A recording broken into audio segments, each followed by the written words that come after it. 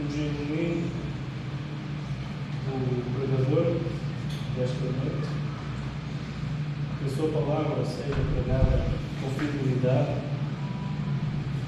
com total base à sua palavra, às Escrituras. Por meio da palavra, o Senhor seja exaltado e que nós possamos aprender primeiramente mais do Senhor, como também reconhecer que nós somos falhos, que necessitamos do Senhor para que possamos viver. Abre-nos a todos nós o nosso coração, a sua palavra nos alcance, que no fim do culto a palavra possa permanecer em nós. Em nome de Cristo. Irmãos, hoje nós vamos fazer uma introdução ao capítulo de número 5 da carta do apóstolo Paulo à igreja da Galácia, ou os irmãos Gálatas. Para tal, nós vamos estar lendo de início os 15 primeiros versículos. Eu vou ler e peço que os irmãos acompanhem a leitura, ou na tela, ou na vossa Bíblia, como ficar melhor. Amém? A palavra do Senhor nos diz: para a liberdade foi que Cristo nos libertou. Permanecei, pois, firmes, e não vos submeteis de novo ao jugo da escravidão. Eu, Paulo, vos digo que, se vos deixaste circuncidar, Cristo de nada vos aproveitará. De novo testifico a todo o homem que se deixa circuncidar que está obrigado a guardar toda a lei. De Cristo vos desligastes, vós que procureis justificai-vos na lei, da graça decaístes, porque nós, pelo Espírito, aguardamos a esperança da justiça que provém da fé, porque em Cristo Jesus nem a circuncisão, nem a incircuncisão tem valor algum, mas a fé que atua pelo amor. Vós correis bem. Quem vos impediu de continuar desobedecendo a verdade? Esta persuasão não vem daqueles que vos chamam. Um pouco de fermento leveda toda a massa. Confio de vós no Senhor, que não alimentareis nenhum outro sentimento, mas aquele que vos perturba, seja ele quem for, sofrerá a condenação. Eu, porém, irmãos, se ainda prego a circuncisão, porque continuo sendo perseguido, logo, satisfeito o escândalo da cruz, tomara até se multiplicassem os que vos incitam à rebeldia. Amém, meus irmãos? Para que o irmão Helder e o irmão Francisco não, até o final do culto depois, irmão Francisco, estejam familiarizados, nós começamos uma série de sermões no primeiro capítulo de Gálatas e vamos levando até o capítulo 6, trazendo todo o panorama da carta de Gálatas. Então nós já falamos sobre a justificação pela fé, nós já falamos sobre a guarda legal, já falamos sobre a escravidão na lei, todos esses outros temas. Pregamos os solas da Reforma Protestante, os comentários da Reforma Protestante em cima da carta de Gálatas. Hoje nós vamos falar um pouquinho sobre a fé que opera o amor, a fé do regenerado, a fé do novo nascimento. A liberdade é um dos maiores dons que o Evangelho vai nos apresentar, mas ainda há muita confusão na cabeça das pessoas entre a liberdade com a independência e permissividade. Paulo escreve aos Gálatas para corrigir essa confusão que a igreja dos Gálatas vivia. A liberdade em Cristo, nós vamos ver que Paulo vai defender, que é para viver em amor e obediência ao Senhor. Hoje nós veremos pelo menos 3 pontos sobre essa verdade à luz das Escrituras.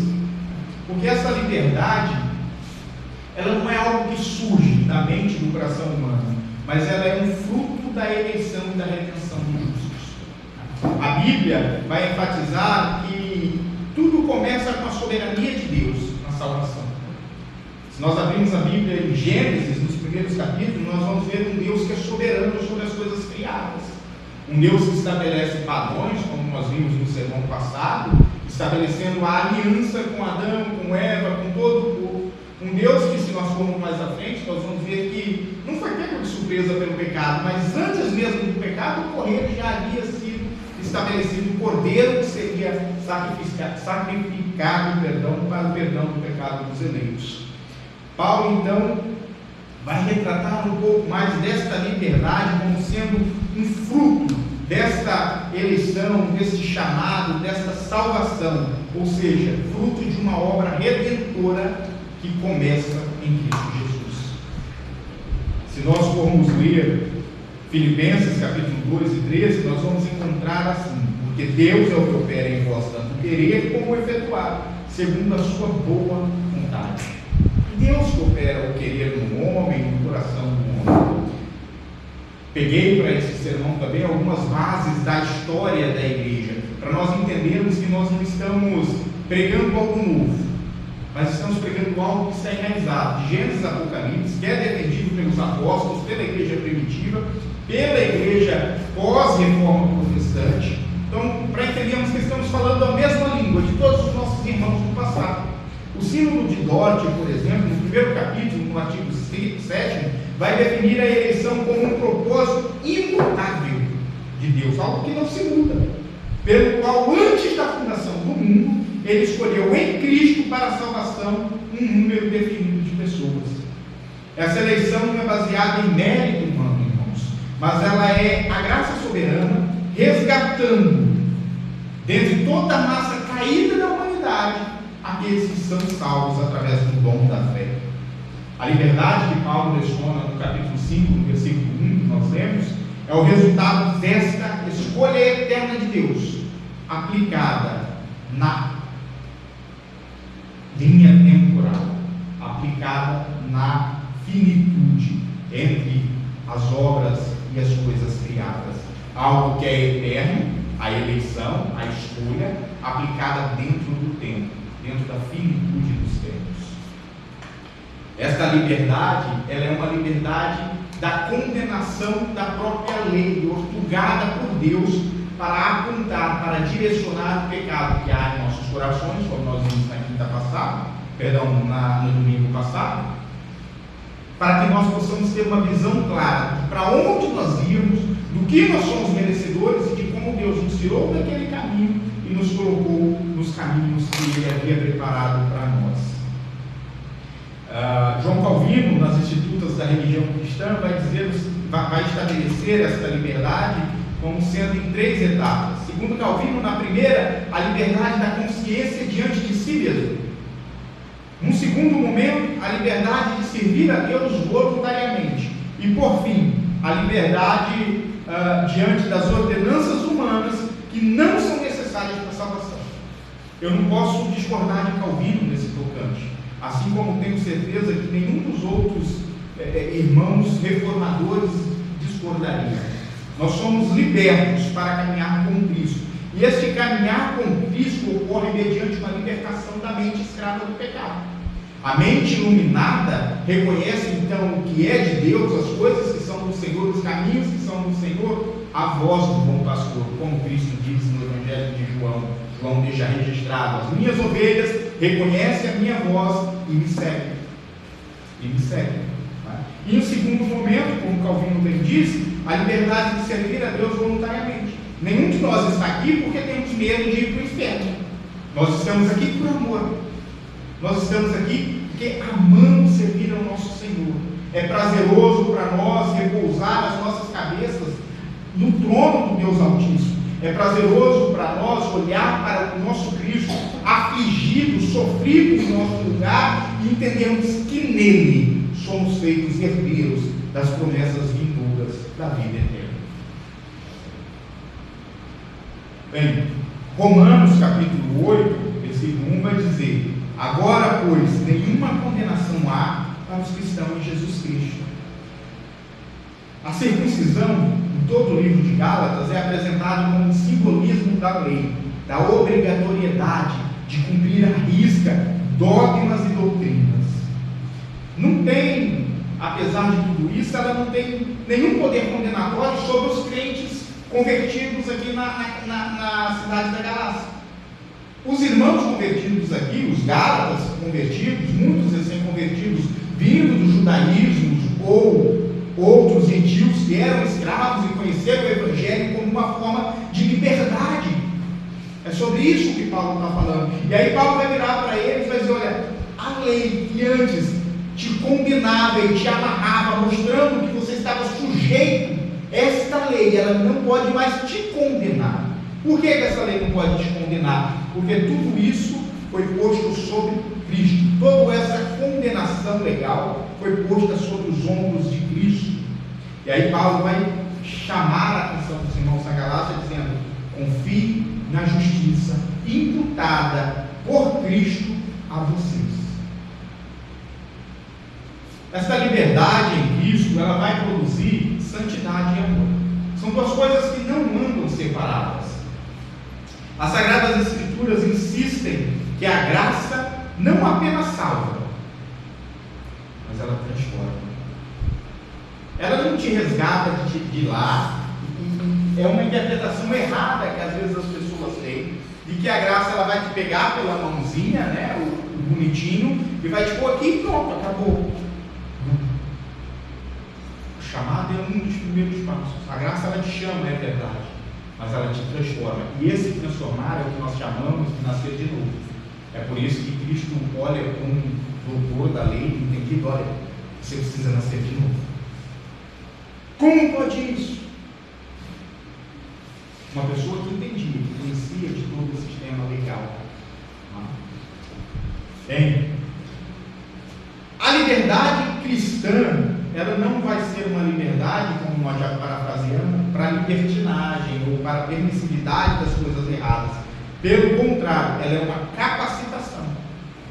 A liberdade cristã se manifesta na vida do irmão Helder, na minha vida, na vida do Vitor, do irmão Francisco, da Adriana e dos demais irmãos, como sendo uma capacitação. Capacitação para quê? Para viver em santidade. Nós precisamos entender que antes de sermos chamados por Cristo, antes de sermos regenerados em Cristo, nós não tínhamos essa capacidade de viver em santidade. Tudo que nós fazíamos era afronta a Deus, era afronta ao Senhor. E aí entra, para mim, o mais terrível de contemplar isso. Porque todas essas afrontas são feitas contra um Deus que é santíssimo, justíssimo e eterno. E quando eu olho para isso, eu me estremeço. E aí eu lembro de Cristo. E entendo que agora eu já não preciso mais fazer o mal, porque Cristo em mim me torna santo e justo ao ponto de eu conseguir olhar para o mal, enxergar o mal e me afastar do mal. Abdicar da minha vontade, do meu querer, do meu fazer, para viver de acordo com a vontade, o querer e o fazer do Senhor. A santificação, ela é a obra da graça de Deus, pela qual aqueles que são regenerados, ou seja, os crentes, são renovados em todo o homem, segundo a imagem de Deus. Não é só a mente, é tudo. Não é só o coração, é tudo. No Brasil, a gente pode soar estranho para o Vitor e talvez para o irmão Francisco, mas no Brasil a gente escutava muito promessa. Eu escutava no interior, né? Aquelas pessoas mais idosas falando: eu sou crente, mas meu dedo não é não. Eu sou crente, mas meu pé não é não. É no sentido de justificar alguns atos.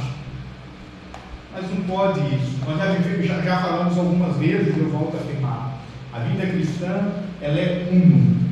Ela não é fragmentada. O cristão, ele não pode separar gomos como se fosse de uma tangerina da vida, para essa parte é de Deus, essa não. É quase como se pegasse uma flor, né, e falasse aquela, como é que é aquele joguinho de puxar a mal me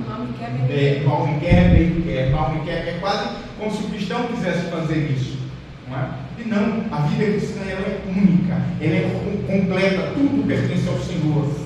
É isso que nós afirmamos ao dizer que toda a glória da nossa vida é de Deus e não é nossa, só de Deus glória. É isso que nós afirmamos constantemente.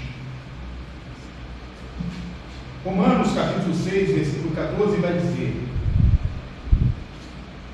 porque o pecado não terá domínio sobre vós, pois não estáis debaixo da lei, mas debaixo da graça.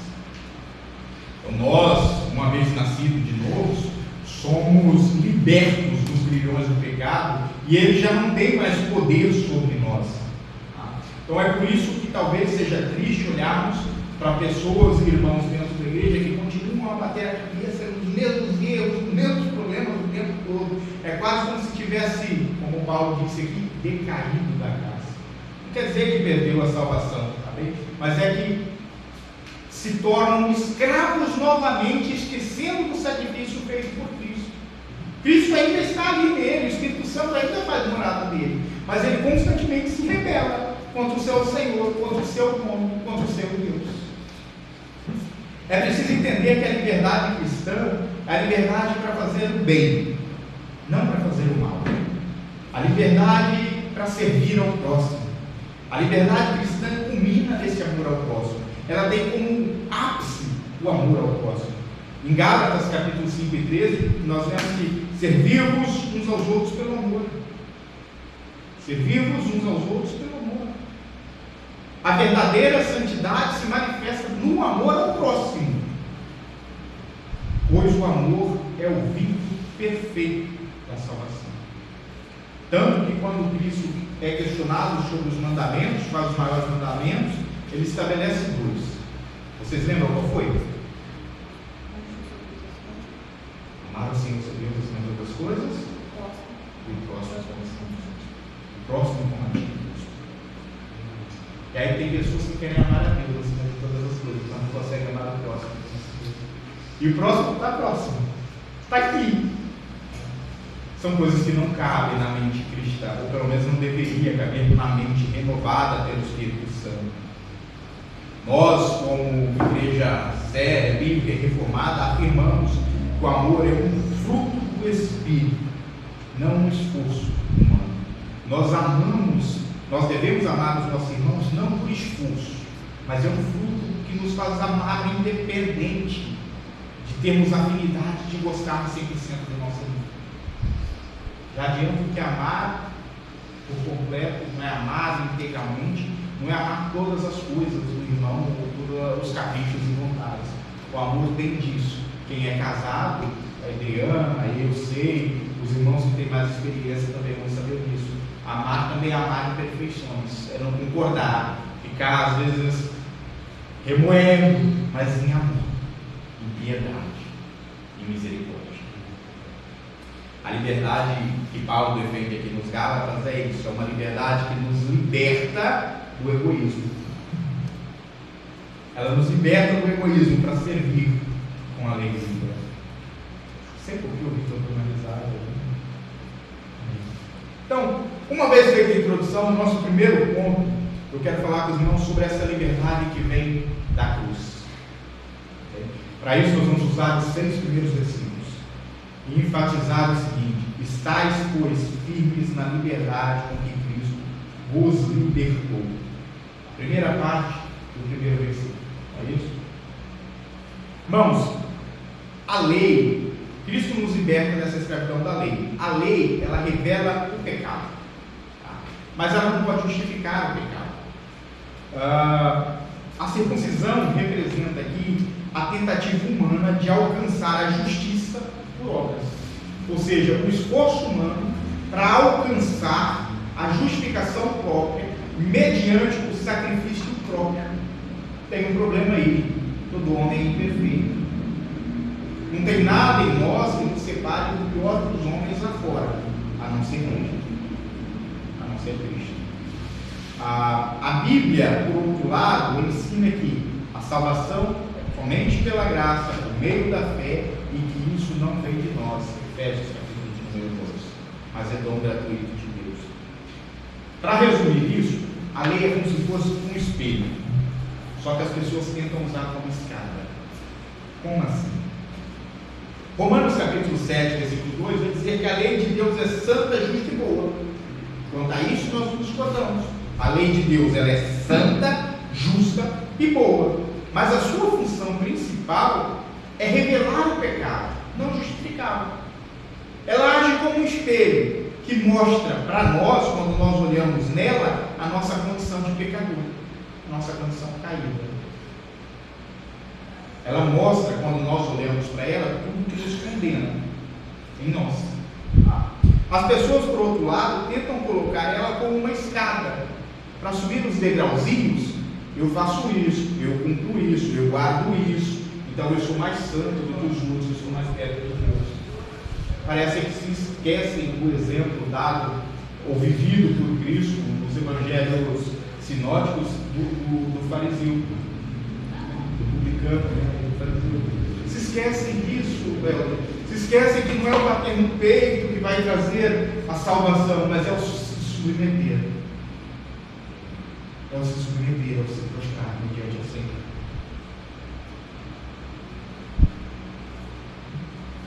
Pela lei vem o pleno conhecimento do pecado. Romanos capítulo 3, versículo 20. A lei nos mostra a justiça de Deus e nos convence da nossa própria injustiça. Ela nos conduz ao desespero de nós mesmos. Nos conduz para onde? Ela nos tira do desespero de nós mesmos. Nos conduz para onde? Para a esperança que é em Cristo. A circuncisão, a falar a circuncisão aqui, as obras, não é? Nesse contexto de Gálatas capítulo 5, vai tratar de uma tentativa de alcançar a justiça por mérito, ou seja, contradizendo o que a Bíblia ensina, porque a Bíblia, ela rejeita qualquer forma de salvação sinergista, ou seja, qualquer cooperação entre o homem e Deus para alcançar a salvação. A Bíblia rejeita isso. A Bíblia rejeita isso. A Bíblia defende uma salvação monergista, partindo exclusivamente de Deus como único autor e agente eficaz da salvação. Sabe aquela história de aceitar a Cristo? Eu aceitei a Cristo. Não, você não aceitou a Cristo. Foi Ele que te aceitou quando você ainda era pecador. E por isso você respondeu a Ele. Por isso você disse: eis-me aqui, Senhor. Essa regeneração é uma obra sobrenatural de Deus, poderosa e agradável, que não pode ser realizada nem por persuasão moral, nem por qualquer outro modo que o homem possa conceber ou conhecer. Não existe nada que opere a regeneração no coração humano, senão Deus. Em outras palavras, é Deus que opera em nós a salvação. Nós não temos como criar nenhum ambiente, nenhum ecossistema adequado para que essa flor da salvação floresça. Não por nosso esforço. E aí onde entra a cruz, aí onde entra Cristo no madeiro, que proporciona todo esse ecossistema para que esta flor da salvação não só floresça, mas floresça dando os bons aromas ao Senhor.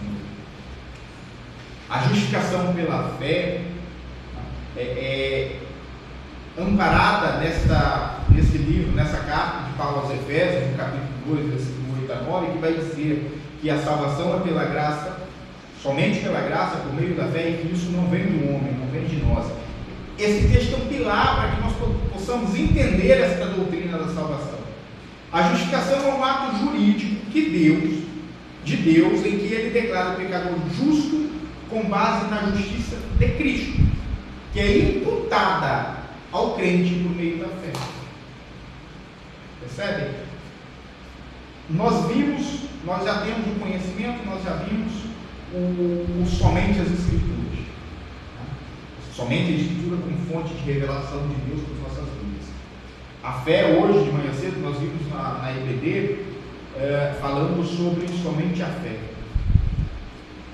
A fé é o meio pelo qual Deus administra a graça dele aos nossos corações, para que nós possamos ser conduzidos até Cristo. Tudo pertence a Deus, está dentro da salvação, está dentro do decreto de Deus no tocante à salvação. Deus justifica os pecadores, como eu e vocês, não por infundir ou por achar em nós alguma justiça, não, mas porque Ele imputa em nós a justiça de Cristo. Sendo assim, a única coisa que pode nos libertar da escravidão é o próprio sangue de Cristo. A cruz é o fim da lei para todo aquele que crê. E às vezes isso pode ser afrontoso ao homem. Por isso que, neste caso dos Gálatas aqui, Paulo menciona o escândalo da cruz. Porque isso é afrontoso ao coração humano.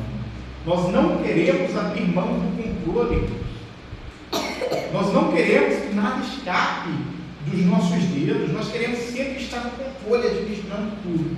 E a primeira coisa que o Evangelho faz é nos convidar ou nos ordenar a abandonar o nosso controle, a nossa vontade. Negue-se a si mesmo. Tome a sua cruz.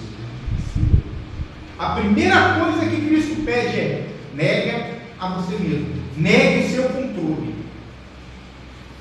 Tem um hino da harpa cristã que diz: solta o cabo da nau,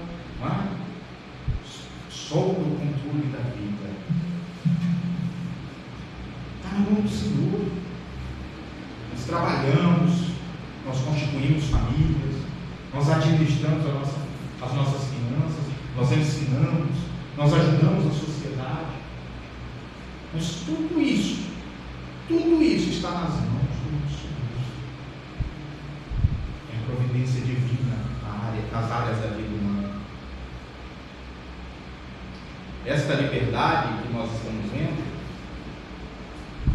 ela é um tipo de fruto da união do justo, salvo, do crente, com Cristo. A liberdade mencionada por Paulo não é uma liberdade para pecar, mas é uma liberdade em Cristo. É como se fosse uma nova posição que o crente recebe ou encontra diante de Deus. Antes, apartado, agora, religados com Deus. Entende? É um novo estado, é um novo nascimento, é um novo ser. Já não é mais o velho homem, e sim o novo homem. Já não é mais Julieta, as velhas práticas, as velhas coisas, mas agora com Cristo são novas práticas, novas coisas. Estais, pois, firmes na liberdade com que Cristo nos libertou. Gálatas 5:1. A liberdade cristã consiste em 3 partes, como nós vimos: liberdade da lei por meio da justificação, liberdade da consciência diante das regras humanas e, por fim, a liberdade de servir a Deus com alegria. Nós não devemos tentar nos justificar por desempenho religioso, ou seja, por frequentar vários cultos. Não, eu preciso, porque senão eu vou. Não. Quantas vezes ao longo do ministério eu já presenciei pessoas negando a fazeres do lar e cuidados da família? Não, porque eu preciso estar ali para ajudar isso, para ajudar aquilo. Não é por aí. Não é por aí. Porque isso é uma escravidão e Cristo não nos chamou para a escravidão, Ele nos chamou para sermos livres. Nós devemos descansar na obra completa de Cristo. Isso é liberdade. É estar na igreja por prazer de adorar a Deus, não por obrigação de cultuar por medo de ir para o inferno.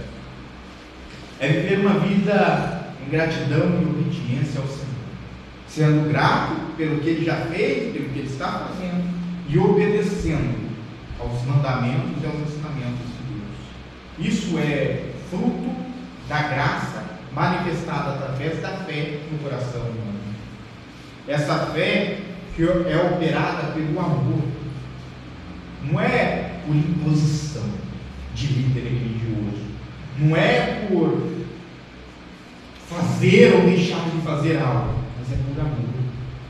Deus operou em nós por amor. A Bíblia vai dizer que Ele nos amou quando nós éramos ainda pecadores. Ele nos amou primeiro. É em Cristo, como nós lemos, Paulo vai dizer que não há nem circuncisão, nem circuncisão, nenhuma dessas coisas tem valor. Não tem valor você guardar a lei ou deixar de guardar. Não tem valor você se obrigar a fazer boas obras. Entendem o que eu quero dizer? Tem que ser por amor, tem que ser por piedade, por misericórdia. importa é a fé viva dada por Cristo. A fé verdadeira, ela não é apenas uma crença intelectual, mas a confiança que se expressa em amor prático. A fé que não transforma o coração não é uma fé que salva. Quantos intelectuais, se forem falar sobre Deus, vão ter muitas palavras bonitas para falar, vão se pronunciar lindamente, mas é só um intelecto. É só um intelecto. O coração está longe de Deus. A boca professa, a boca fala, mas o coração está longe do Senhor. Com os lábios, mas o coração está longe de Deus.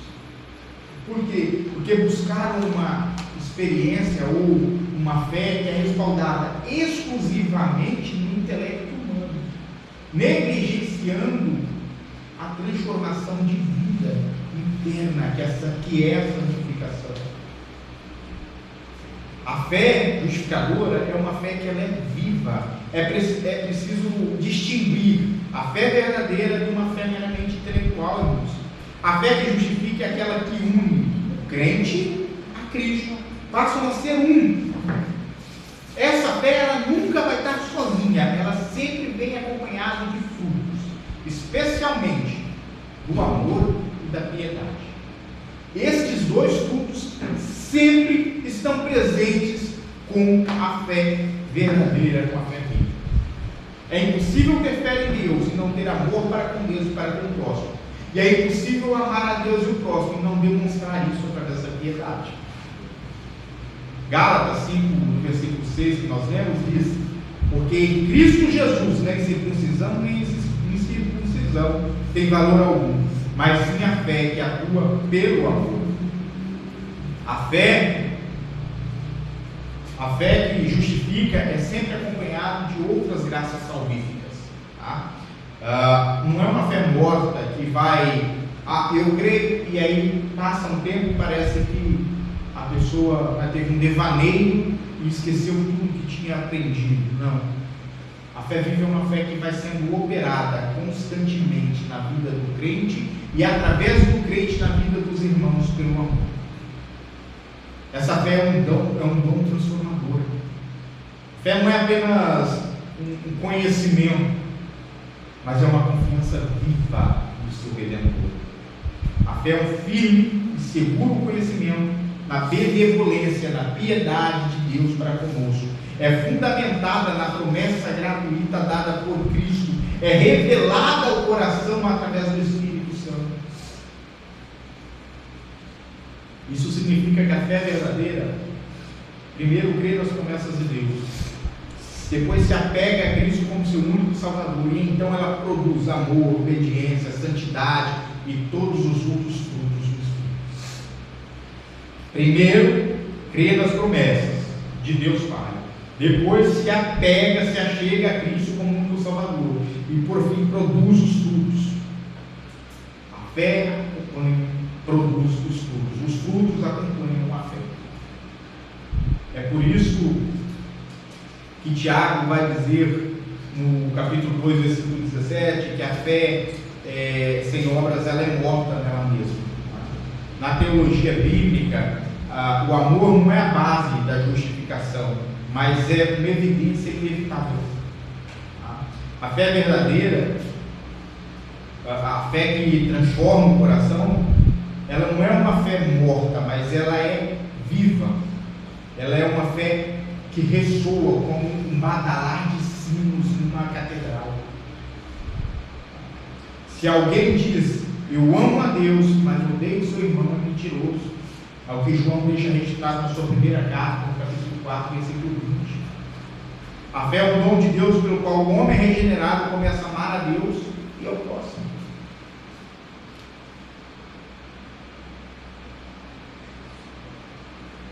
Para não se prolongar muito mais, falemos um bocadinho sobre as obras externas. A referência aqui da circuncisão, né, no capítulo 5, ela vai reforçar a ideia de ritos externos. E Paulo vai tratar desses ritos como sem valor salvífico. Paulo vai dizer que ao longo da carta de Gálatas, que esse se apegar à circuncisão novamente é decair, é deixar de lado, é virar a costa para a cruz e para Cristo. O que importa é a transformação interior, operada pela graça, não aquilo que nós fazemos no exterior, para muitas vezes agradar os irmãos, e aí usa-se muito aqui, não, pastor, nós não podemos escandalizar, vai escandalizar o irmão, não, pastor, você não pode julgar o irmão, só que pode julgar ele, que mentira, a Bíblia manda julgar segundo a reta justiça. A Bíblia fala que aos fracos deve se alimentar para ser fortalecidos. Não vai escandalizar por quê? É por falta de conhecimento? Porque se for por falta de conhecimento, senta aqui e vamos contar uma história. Vamos passar algumas horas aqui para te dar o conhecimento. Não, pastor, mas eu não concordo comigo. Aí é o problema da pessoa com Deus. A Bíblia diz uma coisa e é o que a Bíblia diz e ponto, acabou. Não tem meia volta nisso. De falar, pastor, o senhor foi, pastor, comer sardinha na festa da... Eu fui, meio pensando, uma sardinha que estava boa, estava gostosa. Daqui um dia tem lá em Âncora, muito bom. Pastor, mas não pode, é coisa de ídolo, pastor. De ídolo? Não, irmão, é coisa do mar. É obra da criação de Deus que Ele criou para que a gente pudesse comer. A gente tem que deixar de se escandalizar um pouquinho as coisas banais, né? De nada se acrescenta, não tem proveito de nada. A referência então que Paulo vai trazer é isso, de um abandono dos ritos externos, ou seja, de sistemas ritualísticos que buscavam alcançar alguma coisa, mas a aproximação de Cristo, de Deus através da fé. E nós precisamos entender que o cristianismo ele rejeita qualquer forma de justiça por meio de obras. 1 Samuel capítulo 16, 17 diz: o homem vê o exterior, mas o Senhor vê o coração. Eu olho aqui aos domingos, vejo o Vitor sempre sentadinho, comportadinho, o Tiago, os demais irmãos. Eu estou vendo o exterior. Mas Deus está vendo o coração. O Vitor está olhando para mim ali. Se ele tiver, rapaz, esse pastor está falando besteira, esse pastor está. Deus está vendo o coração dele, no tempo interior. Então não é o exterior, é o interior. Não é porque o irmão está de bermuda, a irmã está assim, o irmão está assim. Não, devemos vestir com modéstia, é verdade. É verdade. Mas para a salvação, não. Nós não devemos confiar em ritos, tradições ou qualquer base humana para a salvação. Nós devemos examinar a nossa fé e ver se ela produz em nós amor, arrependimento e obediência. Devemos buscar a graça de Deus, que transforma o coração e que também renova a nossa vida como um todo. No domingo passado, vocês lembram que eu dei o exemplo, nós falamos sobre os tipos da aliança, Sara e Agar. E lembram que eu dei um exemplo que a lei ela era como uma mulher que ia limpar a casa com uma vassoura, uma casa bem cheia de poeira, que a lei fazia aquilo, ela varria a poeira dos pecados que havia entre nós para que suba. E aí depois a graça que é derramada como o sangue de Cristo possa apaziguar tudo. Nós devemos buscar esta habilidade, esta fé, uma fé que vai ser derramada e transformar por completo o ambiente. Por fim, para terminar, irmãos, Paulo vai fazer uma breve advertência: correis bem. Quem vos impediu? Paulo está falando aqui dos falsos mestres, dos judaizantes que se infiltraram dentro dos Gálatas para levar os irmãos Gálatas ao devaneio da fé, ao abandono da fé. Esses falsos mestres desviavam, distorciam o Evangelho. Paulo denuncia os que estão perturbando os Gálatas. Um pouco de fermento, ou seja, uma pequenita heresia, um grãozinho herege ali, né, contamina toda a massa. Nós devemos valorizar, irmãos, a pureza doutrinária. A verdade é o fundamento da liberdade cristã. Qual que é essa pureza de doutrina? No discipulado, para fazer parte da igreja como membro, os irmãos aprendem que a única regra de fé e prática que nós temos é a Escritura Sagrada. Nós não temos dogmas internos. Toda a igreja vai se fazer nas Escrituras, na Bíblia. Essa é a pureza doutrinária que nós precisamos. Qualquer coisa que qualquer líder, pastor, presbítero, diácono, seja lá quem for, falar que sair fora das 4 linhas da Bíblia e esteja fora das Escrituras, é loucura, é anátema, é mentira, é maldição. Tá? Nós devemos valorizar, então, esse apego que a igreja tem pelas Escrituras, e devemos ter esse apego de igual modo, para que nós não deixemos um grãozinho de fermento levedar toda a massa. E eu, particularmente, tenho um apego maior por isso. Nós devemos ter cuidado com quem escutamos, do que falamos, do que deixamos entrar no ouvido e balançamos a cabeça, às vezes, para não levantar discórdia. Não, tá bem, não é isso. Não. Irmão, meio errado isso que o senhor está falando. Está muito certo, não. Esse dia eu comecei uma discussão na bateria, irmãos. Nós começamos a falar sobre a grande tribulação, com um presbítero de uma determinada denominação, começamos a falar sobre a grande tribulação, e ele falou, não, a igreja vai ser levantada, não. Eu falei, tá, irmão, mas tá onde? A Bíblia que a igreja vai ser tirada da grande tribulação. Não, tá lá, mas tá onde, irmão? Tá na Bíblia, tá, então me mostra, tá onde? Não tá. Na Bíblia, pelo contrário, vai dizer que por amor dos justos, dos santos, dos salvos, por amor esses dias serão abreviados. A igreja está ali, está presente. A igreja é a morada do Espírito Santo. Se a igreja sair da terra, acabou. Acabou. Da grande tribulação, houve uma tentativa de me provar que vai existir 2 tribulações, uma não tão grande e uma maior, não vem ao caso. E daí nós fomos, então, para o arrebatamento secreto. E do arrebatamento secreto, pasmo ou não, tudo estava ligado com uma única coisa, estava no dízimo. Nem eu pedi a ligação que foi feita. Em resumo, tudo se resumia em entregar o dízimo para ser salvo, irmão. Nós voltamos a vender indulgência, filhão. Mas, Adriano, aonde que está a nossa fé? Está em Cristo, está na cruz. Ou está no que nós fazemos? A maioria dos intitulados cristãos hoje, principalmente no meio protestante, estão se voltando, vou reformular, principalmente no meio evangélico, estão se voltando àquilo que a reforma protestante quebrou. Lutero lutou contra as indulgências, e hoje as indulgências estão disfarçadas no meio da igreja. Talvez já não esteja se vendendo, embora algumas igrejas ainda vendam, né, objetos ungidos que vêm no céu e tudo mais, esses são terríveis, né? Mas talvez não se esteja vendendo mais o perdão dos pecados em troca do dinheiro, mas está se vendendo a santidade e o perdão dos pecados em troca de uma obediência cobrada cegamente. Quantas vezes a gente escuta membro de igreja chamando o pastor de pai, e aí dá um calafrio na coluna assim, percorre a coluna tudo, que eu só tenho 2 filhas, e é pequena, e me dá um trabalho. Imagina se o pastor for pai. Não, pelo amor de Deus, já basta o que tem. Então nós devemos ter cuidado com essas doutrinas estranhas que tem por aí, para que isso não impregne a nossa mente e o nosso coração. Como que nós lutamos e combatemos isso? Das Escrituras. Está onde na Bíblia? Não, pastor, mas está onde? Se está lá, tem em algum lugar. Está onde? Porque eu já li e não achei, por isso que eu estou perguntando.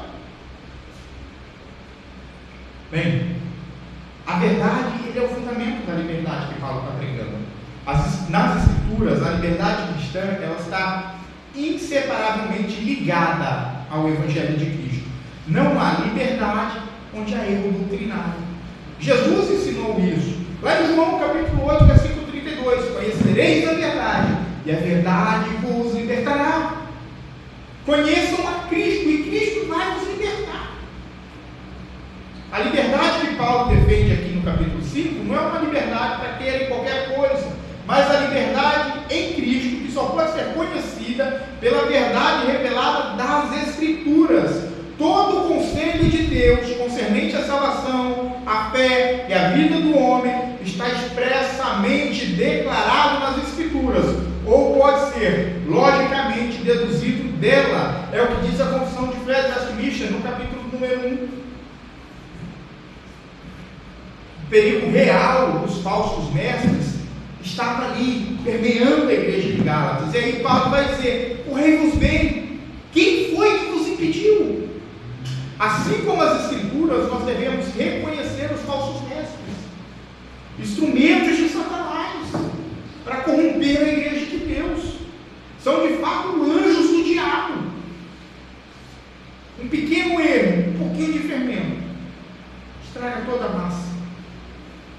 2 Coríntios, capítulo 11, versículo 13 diz: porque tais falsos apóstolos são obreiros fraudulentos, transformando-se em obreiros de Cristo. A pureza doutrinária é a proteção de Deus para a igreja. Nós devemos enxergar a pureza das doutrinas do Senhor como um ato de amor, primeiro de Deus, depois um ato de obediência, tanto do pastor como da igreja. Deus protege a igreja contra heresias, protege as almas contra o engano, contra a destruição. O discernimento não é saber a diferença entre o certo e o errado. Isso não é discernimento. Isso é fácil. Isso é fácil. Se você pôr um copo de água e um copo de óleo do lado, você vai saber o que é água e o que é óleo. Está escancarado. Discernimento verdadeiro é saber a diferença entre o certo e o que é quase certo. O que se disfarça, aquilo que passa batido. Isso é discernimento. Isso é discernimento. Devemos valorizar, então, irmãos, nas nossas igrejas, a pregação fiel da palavra, pois ela é o antídoto contra o fermento das heresias. Devemos examinar tudo à luz das Escrituras. Não podemos aceitar doutrinas, tradições, ou mesmo emoções. Devemos orar por discernimento e coragem para confrontar o erro com amor, mas com firmeza também. Paulo vai dizer que a cruz ofende porque ela diz: você não pode se salvar. Paulo é perseguido por pegar a cruz, e não é a religião que Paulo está pregando, ele está pregando a Cristo. Se tão somente pregarmos a cruz, eu e vocês seremos odiados pelo mundo, mas amados por Deus. A cruz é uma ofensa à autonomia humana. A afirmação é muito clara: o homem está morto em seus delitos e pecados. Efésios 2:1. A cruz proclama que a salvação provém do Senhor, é monedista, obra exclusiva de Deus, e isso confronta diretamente o orgulho humano e a vaidade do coração humano. A religião, irmãos, ela se baseia em méritos, mas a fé viva, a fé verdadeira se baseia em Cristo. 1 Coríntios 1:18 diz: porque a palavra da cruz é loucura para os que perecem, mas para os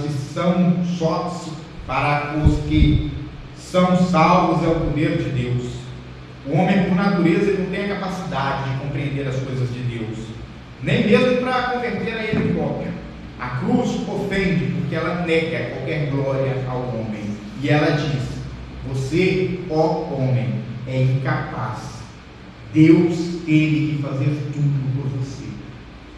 E isso ofende o coraçãozinho frágil do homem. Paulo, então, vai pregar uma religião. Aliás, Paulo vai pregar a cruz, que vai muito além da religião. A religião sem cruz, ela é apenas um moralismo exposto. Paulo, entretanto, ele não pregava cerimônias, tradições ou rituais, mas ele pregava um Cristo ressuscitado, que podia transformar vidas, expulsar demônios e curar enfermos. Esse era o Cristo que Paulo pregava. E isso o tornava alvo das perseguições, especialmente entre judeus, que esperavam um Messias triunfante e não um crucificado. Eles esperavam um rei e não um cordeiro. Mas nós pregamos a Cristo crucificado, e este é escândalo para os judeus e loucura para os gentios. É o que Paulo diz em 1 Coríntios 1:23. A fé que recebe, a fé que recebe e descansa em Cristo e em sua justiça, é o único instrumento para a santificação. Nós, Igreja Reformada, temos como base as Escrituras, e as Escrituras afirmam que Cristo, somente Cristo faz essas obras e nada mais. Isso escandaliza tanto os religiosos que tem por aí, quanto os secularistas. Isso escandaliza os falsos cristãos, os falsos crentes, o joio no meio do trigo, mas também escandaliza o ímpio assumido que não quer nada com Cristo. Escandaliza os dois lados da moeda. Escandaliza, porque são dois extremos. Os religiosos estabelecem um padrão tão elevado de santidade que nem o próprio Cristo talvez conseguisse ou fizesse aquilo que eles colocam ali. Não é à toa John Piper certa vez disse que se Cristo vivesse hoje, ele não poderia pregar, ele seria impedido de pregar em mais da metade dos cultos dos Estados Unidos. E eu vou além, complementando a fala de Piper, eu acho que ele seria impedido de pregar em mais de 80% do culto de todo mundo. Porque as pessoas não querem um Cristo que vem em simplicidade, em piedade e em misericórdia para com todos de igual modo. Não. Eles querem um Cristo que dê a cada um de acordo com o seu próprio sacrifício. Não, eu trabalhei mais na obra, eu fiz mais coisa. Olha, eu plantei tantas igrejas, eu mereço mais do que o irmão lá que só ia sentar na igreja. Não é esse o caminho, não é por aí. Bem, esta cruz desperta o ódio do mundo, é verdade. Mas olha, eu tenho uma água, um bálsamo agora para você.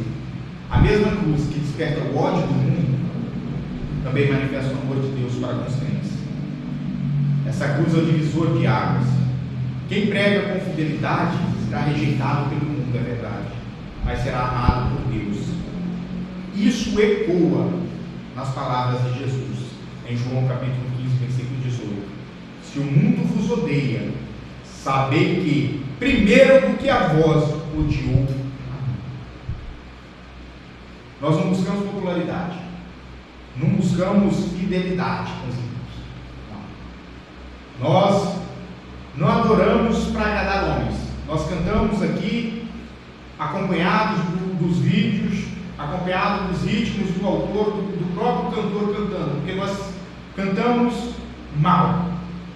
O pastor tem a voz de taquara rachada, mas nós não cantamos para agradar os homens, nós cantamos para louvar a Deus. Nós obedecemos a Deus e não à vontade do homem. Nós devemos então pegar a cruz com coragem, irmãos, mesmo que isso custe rejeição por muitos, mesmo que isso tenha um impacto negativo nos nossos negócios, na nossa família e nos nossos amigos.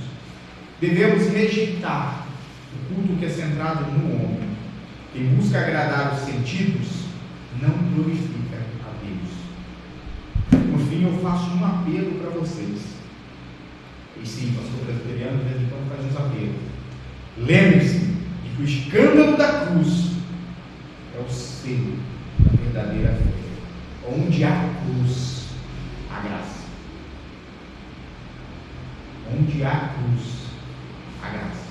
Onde Cristo está, a graça, a salvação, a remissão de pecados e a vida transformada. Amém? Vamos fazer uma oração. Peço para você que nessa última oração se coloque de pé e não se esqueça do nosso Cristo também no final. Oremos ao Senhor. Pai, quero agradecer-te por tudo que o Senhor fez por nós, por quem Tu és e pelas Suas infinitas misericórdias derramadas em nós através do Seu Filho. Meu Deus, graças Te damos, Pai, porque não depende de nós, Senhor. Isso é um refrigério tão grande, isso traz um conforto, Pai, tão imenso para as nossas almas, porque nós somos falhos, ó Senhor. Meu Deus, se tem uma coisa, ó Pai, que o nosso querer e a nossa vontade faz, é nos tornar inimigos do Senhor. E por isso nós te louvamos, porque não depende de nós, mas depende da justiça do seu Filho na cruz. E Pai, isso é suficiente para salvar, para remir e para limpar todos os seus filhos. Graças te damos, ó Deus, pelo dom, pelo presente merecido da fé e da graça. Te louvo, Pai, e te exalto pela vida de cada um dos meus irmãos que está aqui. Que o Senhor possa, Pai, no decorrer desta semana, estender a sua poderosa mão sobre a vida dos meus irmãos, sobre a vida de cada família aqui representada, derramando ainda mais, Pai, do querer, do agir, do operar do Senhor.